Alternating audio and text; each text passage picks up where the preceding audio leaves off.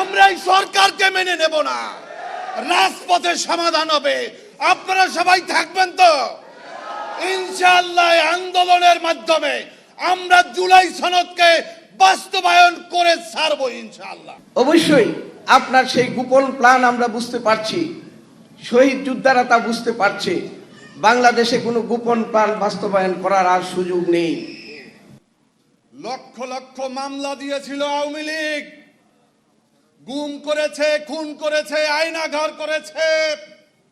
তারপরেও আজকে বিএনপি ক্ষমতায় যাওয়ার পরে যেই চেহারা জাতির সামনে উন্মোচিত করছে, আজকে ঘৃণা লাগে, লজ্জা লাগে।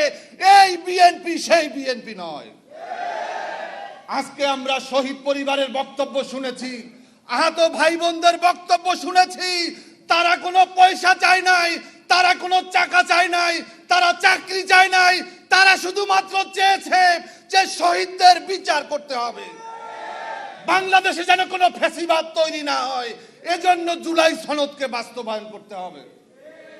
আজকে 50% ভোট পেয়ে বিএনপি বলেছে তারা ক্ষমতায় গেছে, আর 70% ভোট পেয়েছে গণভোট।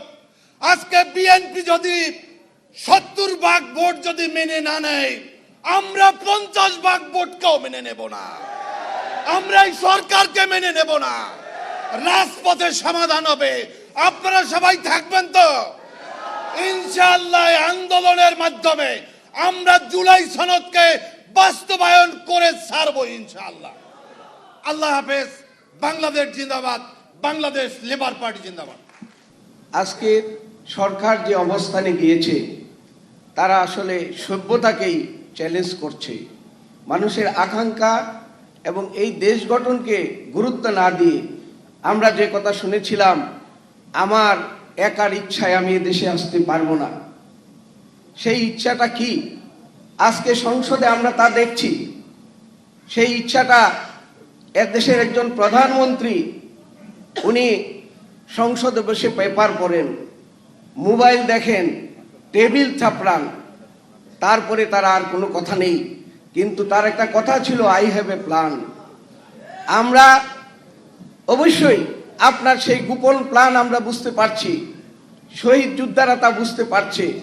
বাংলাদেশে কোনো গোপন প্ল্যান বাস্তবায়ন করার আর সুযোগ নেই।